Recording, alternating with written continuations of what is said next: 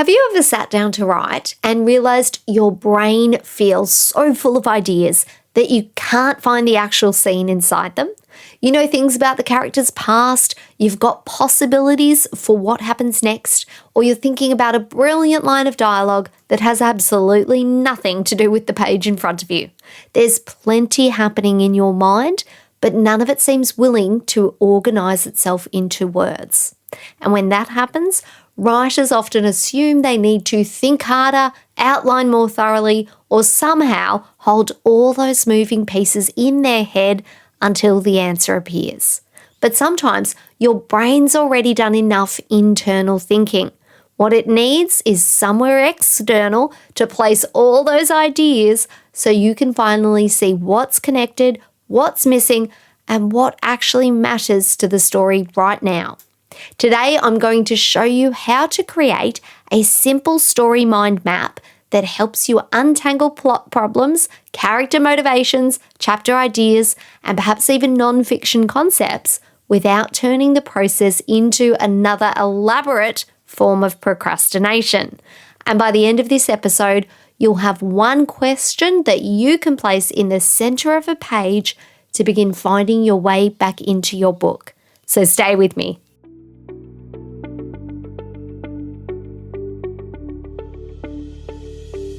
If you feel called to write a book, but writer's block, procrastination, and self-doubt keep pulling you from the page, you're not alone, and you're not meant to stay stuck. Hi, I'm Madison Michaels, author and life coach, and I've created this podcast as a creative space grounded in faith and mindset transformations to help you break through your blocks, gain creative clarity, and finally finish the book you're meant to write. So grab your cup of liquid gold and let's write the darn book together. Before we dive in today, I'm so excited to let you know that on the 30th of June, I'm hosting a free masterclass on Zoom called Write to Your Wiring, Discover Your NLP Modality and How It Shapes the Way You Write.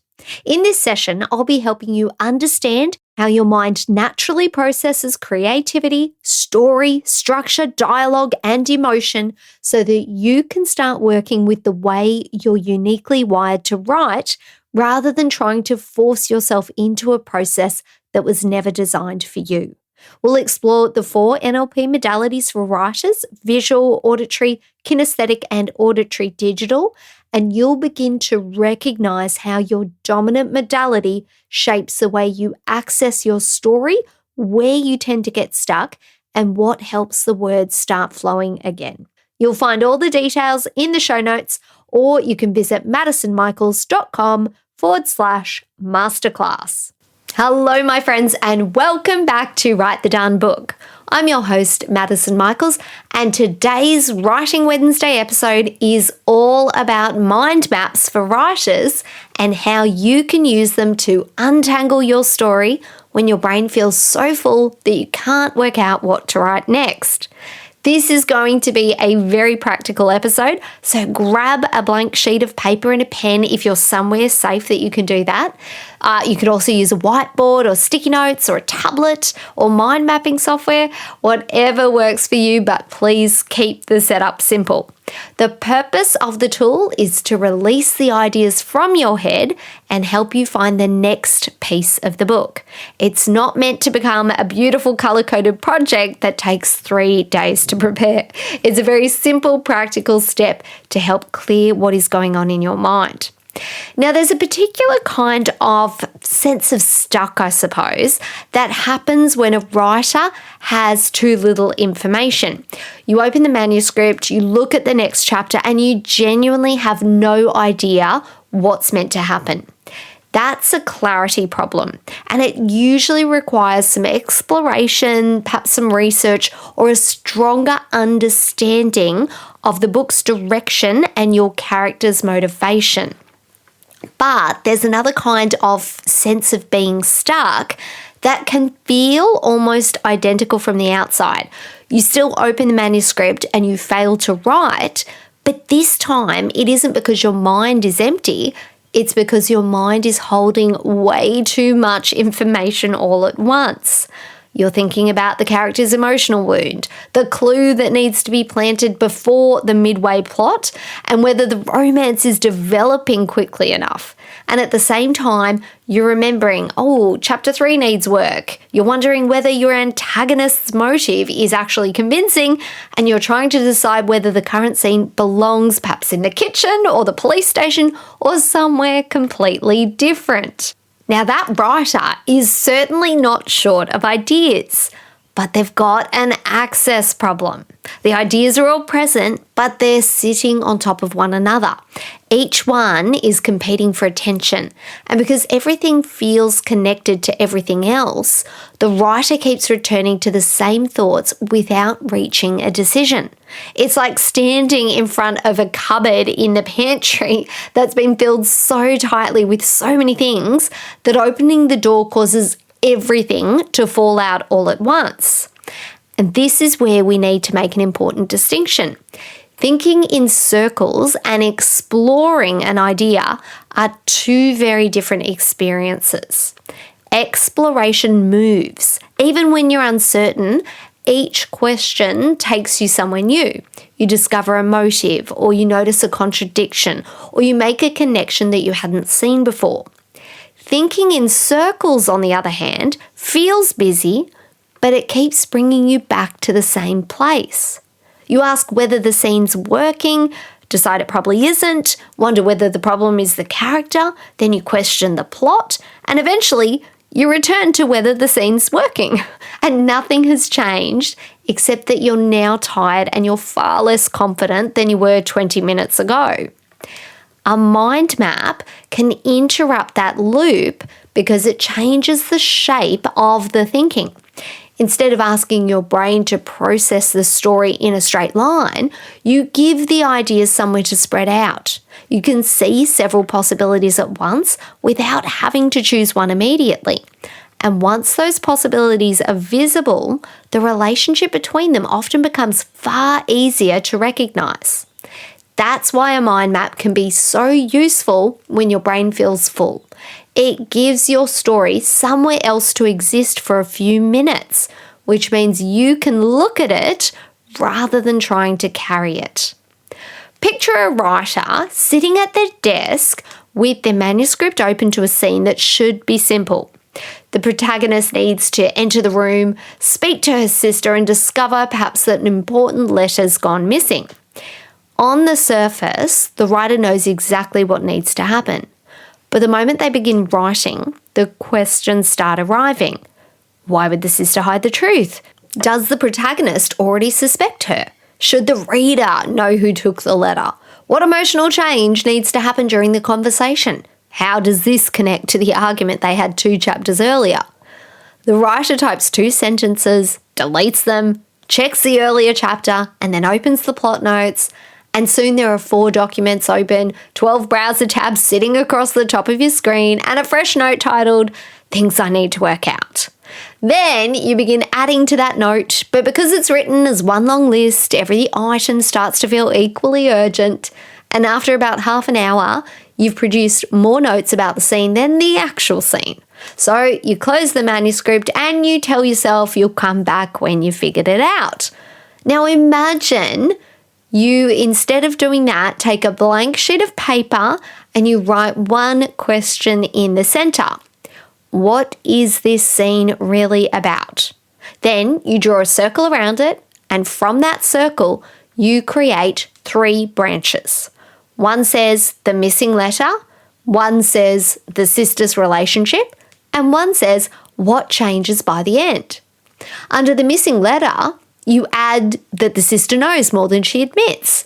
The protagonist notices the lie and the reader needs one clue. Under the relationship branch, you add perhaps old resentment, the desire to protect each other, and the fear that trust has already been broken. Under what changes, you might write that the protagonist enters wanting information and leaves knowing that her sister has chosen someone else's safety over hers. And suddenly, the scene isn't really about a missing letter. The letter creates the conversation, but the scene's about a fracture in trust. The map hasn't written the dialogue, and it hasn't chosen every action or solved the entire plot. What it's done is reveal the emotional job of the scene. As the writer, you can now return to the manuscript knowing that every line of dialogue is pressing against this premise. And a mind map can be just as useful when you don't yet know what the next scene is going to be about. Instead of placing the scene itself in the center, you could begin with the question, what might happen next? And from here, you can create one branch for what's just happened in the manuscript, one for the emotional wounds, fears or perhaps desires that your character's carrying, and one for where that character ultimately needs to end up by the end of the story. And as you begin adding possibilities, you're looking for the pressure points between those three things. What consequence from the previous scene now needs to land? What situation might press against the character's wound? What choice could move them one step closer to or further away from the person they're eventually meant to become? The mind map allows you to brainstorm several possible directions without forcing yourself to know the answer immediately. And very often, the next scene begins to reveal itself through the connections between what's already happened, who the character is emotionally, and where the story is trying to take them. That's the real value of a mind map. It doesn't have to solve the whole book, and it doesn't require you to know the answer before you begin. It can help you understand a scene that already exists or generate possibilities for a scene you haven't yet discovered. Its job is to help you see the part of the story you couldn't see while everything was crowded together in your head. So let's walk through the process. I call this the question, the branch, and the connect mind map. And it has three parts. You begin with one precise question, you branch out without editing yourself, and then you connect what you've discovered to one writing decision. Firstly, you're going to begin with that one precise question. So the center of the mind map matters because your brain will answer the question you give it. If you write my novel in the middle of the page, you've given yourself something so enormous that almost every thought could belong on the map. And the result will probably resemble the crowded brain you were trying to clear. Instead, use a question that points specifically to the exact place where the writing has become tangled. You might ask, why does this scene feel flat? You might ask, what does my protagonist really want from this conversation? Or you might ask, what's happened before the midpoint can actually work? Notice how each of these questions gives your mind somewhere specific to go. You're still allowing discovery, but you're placing a useful boundary around it. Whatever question you do decide to put in the center of your mind map, it should be open enough to invite possibilities, but specific enough to produce something you can use. There's also a mindset element here that matters. Writers often phrase the center of the map as a judgment rather than a question. They write, this plot makes no sense, my character is boring, or this chapter is a mess. And those statements close the door before exploration can begin. They direct your attention towards proving that something is wrong. A useful question opens the door. Instead of, my character has no motivation, you write in that circle, what matters enough to make this character act? Instead of writing, this chapter is boring, instead write, where does the energy leave this chapter? You're still being honest about the problem, but you're asking your mind to look for movement rather than evidence of failure. Now, the second part is to create 3 first branches. Now, you can do more, but 3 is a good starting point. So once you've written your central question in the middle of the page, then create 3 branches off it. And like I said, you can add more, all right? But the beginning 3 will prevent your map from becoming unmanageable. So just make it easy for yourself. For a stuck scene, your 3 branches might be what the character wants, what stands in their way, and what changes. And those branches immediately direct your attention towards motivation, conflict, and movement, which are 3 of the strongest foundations of an effective scene. Let's say the question in the centre is, why does the confrontation between Daniel and his father feel flat? Under the branch of what Daniel wants, you might write an apology, an explanation, and permission to leave. Under the branch of what stands in the way, you might write his father's pride, Daniel's need to appear unaffected, and the secret neither of them will name. Under what changes, you might write Daniel realises the apology will never come. He chooses to speak the truth anyway, and he leaves without the approval he thought he needed. Now you're getting the beginning of a scene arc. More importantly, you've moved beyond the vague conclusion that the confrontation feels flat, and you've identified what the scene needs to accomplish. If you're mapping a larger plot problem, the branches might be what I already know, what still feels unclear, and possible directions. Under possible directions, write freely. Give yourself permission to include options that feel strange, inconvenient, or even unlikely, because an unexpected idea might lead you to a really useful one. Now, when you're planning an entire book, you can still use this mind mapping process, but keep the central question focused. Instead of mapping the whole manuscript at once, ask yourself, what promise is this book making to the reader? Your branches might then explore the problem they arrive with, the change they experience through the story, and then the knowledge or the story that actually carries them there to the end. The point is never to find the perfect 3 categories. The categories are simply doorways. They help you begin placing the ideas somewhere visible so the connections can emerge. Now, the third part is to connect the map to one writing direction. And this is the part a lot of writers miss. They create the mind map, enjoy the feeling of having organised the problem, and then place the map beside their laptop without translating it into the actual manuscript. A mind map becomes useful only when it changes what you write next. Once you've filled in the branches, step back and look for the idea that has the most energy. It might be a contradiction you hadn't noticed. It could be a character that desires something suddenly and it feels obvious, or it could be a missing piece that explains why the whole chapter's felt difficult. Circle that idea, then ask yourself, what does this change on the page? If you've realised the scene is about broken trust, the next writing decision might be to give the protagonist one moment where she catches her sister lying. If you've noticed that the antagonist's motive is entirely intellectual, the decision might be to identify what the outcome means to them emotionally. Your final decision needs to be small enough to use in the next writing session. Fix the character arc is still too broad.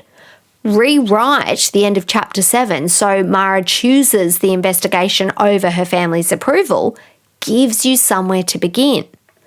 The mind map has then completed its job. It's taken the full crowded problem and converted it into one clear movement on the page. Now let's make this even more practical by looking at some of the places where this tool works particularly well. For character motivation, place the character's decision in the centre of the page.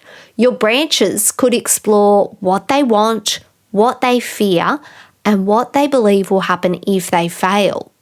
This helps when a character's moving through the plot because the outline requires it, but their choice still feels emotionally unconvincing.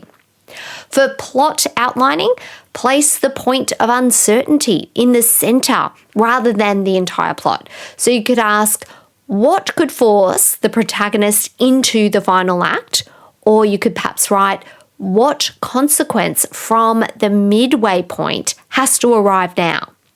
Then map out the causes, the consequences, and possible choices. For theme development, you could write the thematic question rather than a single abstract word. Instead of placing the word belonging in the middle of the mind map, you could instead write, what does this book believe we sacrifice in order to belong? That gives you something active to explore through characters, scenes, and outcomes. Now, mind maps are usually described as a visual tool, and they certainly can be powerful for visual writers. If you naturally see your story like a film in your mind, then a mind map lets you place scenes, relationships, and possibilities where you can look at them together on a page.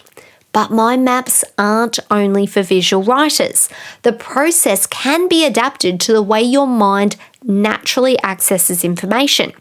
If you're an auditory writer, begin by speaking the central problem into a voice recorder. Talk through what sounds wrong, what your character might say, and where the rhythm of the scene seems to collapse. Then listen back to what you've recorded and write down the strongest phrases onto your mind map. If you're a kinesthetic writer, use index cards or sticky notes so you can physically move the branches on the page, and pay attention to which idea feels heavy, which creates relief, and which produces a sense of forward movement in your body. The physical rearranging of those sticky notes on your mind map can become part of the discovery. Now, if you're auditory digital, give the map a clear logical structure. Label the categories precisely, use cause and effect connections, and ask what information is missing between one branch and the next. The map might look less like a colourful brainstorm and more like a decision tree, and that's perfectly useful. Your creative wiring influences what form the tool needs to take. You never have to use a mind map exactly the way somebody else demonstrates it. The purpose is to create access, not conformity. Your bird writing personality tendencies can also shape what happens when you begin mind mapping.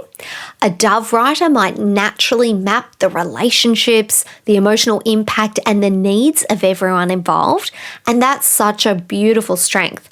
But the map might also become crowded with the consequences for every character. So bring yourself back to whose scene this is and what they need to choose. An owl writer might create an exceptionally thorough map and then feel that 3 more maps are required before writing can begin. Give the map a boundary. 1 question, 3 main branches, and 1 writing decision is enough for today. A peacock writer might fill the page with exciting possibilities, new subplots, and 3 completely different endings. Capture those ideas, then choose the one that serves the current book rather than the one that creates the biggest burst of novelty. Now, an eagle writer might reach the answer quickly and move straight back into the manuscript. That forward movement is very useful, but take 1 extra moment to check whether the answer solves the emotional problem as well as the practical one. Remember, my friends, these are tendencies rather than fixed labels, and most writers will recognize themselves in more than one. The important point is that even a useful tool can become less helpful when it gets pulled into one of our familiar patterns. The map should help you write the book rather than becoming another place to perfect, expand, or control it. So please keep that in mind. A mind map is a creative access tool, but any writing tool can become a comfortable substitute for writing. And the warning sign is simple. You keep adding information after the map has already given you a clear next step. Once you know what the scene's really about, return to the scene. Once you know what the character needs to choose, write that choice. And once you know the chapter's central promise, begin drafting the paragraph that delivers it. Your mind map doesn't need to be neat, and it doesn't need to make sense to anybody else, and it certainly doesn't need to capture every part of your book. Scribbled words, arrows, crossed out possibilities, and notes squeezed into the edge of the page are all perfectly acceptable. This is thinking made visible. It's working material rather than finished material. And I really want you to hear that distinction, because writers can place the same perfectionistic standards on their planning tools that they place on their prose. And suddenly the map needs matching colours or balanced branches and a complete system of symbols before it feels valid. Your story receives no benefit from a perfect mind map that keeps you away from the manuscript. A useful mind map gives you a clearer next move and then sends you back to the page to write. And to help you see what this can look like in practice, I've created a couple of visual resources to go with this episode.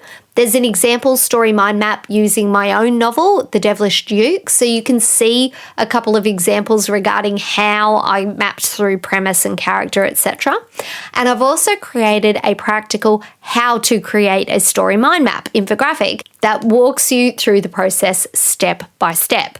So if you're a visual learner or you just want something you can look at while you try this with your own manuscript, make sure you check the show notes for those resources. So here's what I want you to do after today's episode.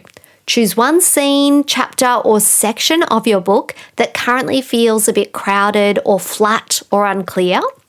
Take a blank piece of paper and write this question in the center.